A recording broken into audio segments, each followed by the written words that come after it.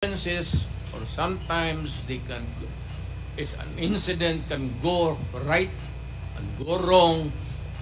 Protektahan ko yung pulis kasi ako ang mayor. Hindi magtrabaho yung pulis, matakot yan kung hindi mo bakaban.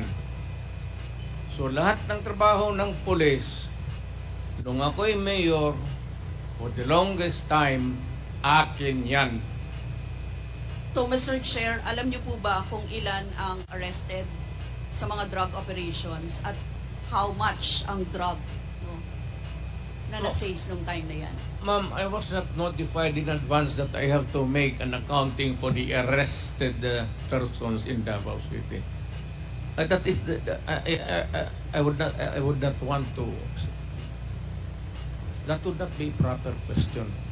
Mr. Chair, sabi niyo yung accomplishment report sa inyo yan. Accomplishment, yes. Accomplishment is another thing. But you see, to ask for the number of arrests or killings, that would be a stupid question.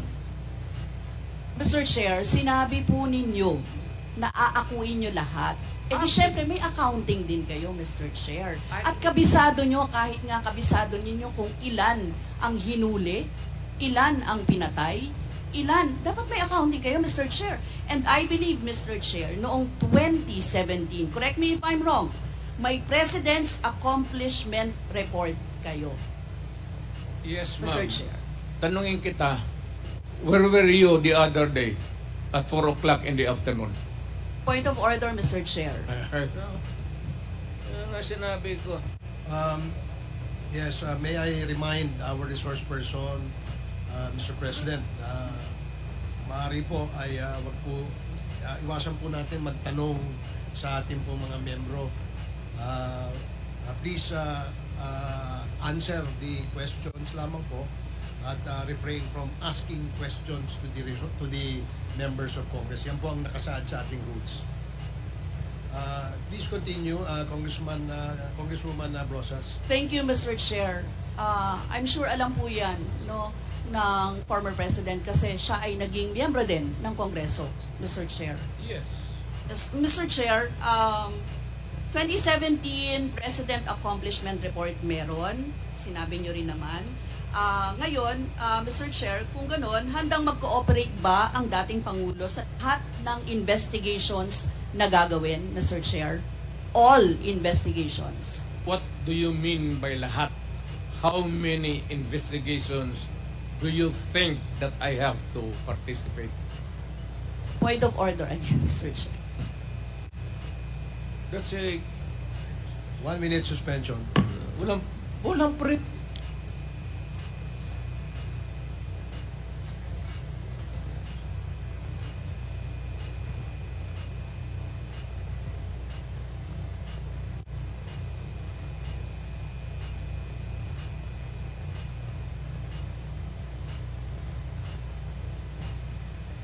Hearing is resumed.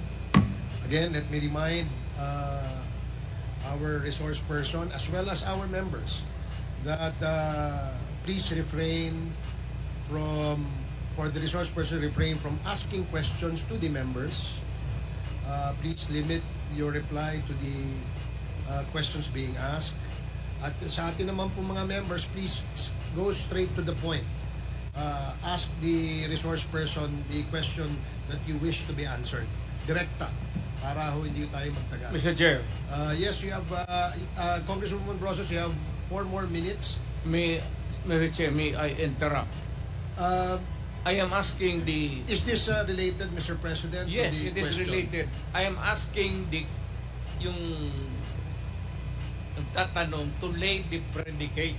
Okay, sige po. Para hindi tayo mawala. Sige po. Congresswoman Brosas, I hope you can consider the opinion of the resource person by laying the predicate before you ask the question directly to the former president. Yes, Mr. Chair. Mr. Chair, siguro, tatanong ko na lang diretso, Mr. Chair. Yung former president ba ay willing na mag-cooperate sa investigation sa ICC? Kaugnay dito? ICC, ma'am? I'm asking the ICC to hurry up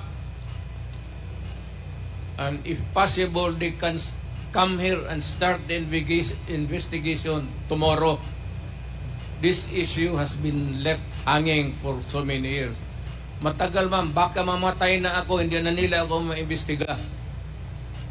So I'm asking the ICC through you na magpunta na sila dito bukas, umpisahan na nila ang investigation. And if I am found guilty, I will go to prison and rot there for all time.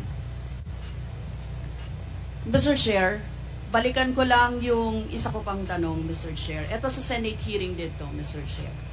Sinabi ni former President Duterte, encourage the criminals to fight. Encourage them to draw their guns.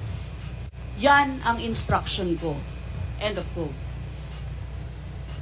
And the only way na hindi kayo makulong and to justify the killing is bigyan mo talaga ng panahon na lumaban. Tama po ba? Yan ang sinabi ninyo. Yes, because that would be justified kung lumaban. Kasunod pa lang po yung Ang question ko. utos ko- Ang question ko po ay, bakit nyo ine-encourage yung kriminal na lumaban? Para medyo maminus-minus ang problema sa syudad ko. Kung may criminal dito na 50, kung mapatay ninyo yung 30, di 20 na lang, hindi na masyado problema dyan sa akin.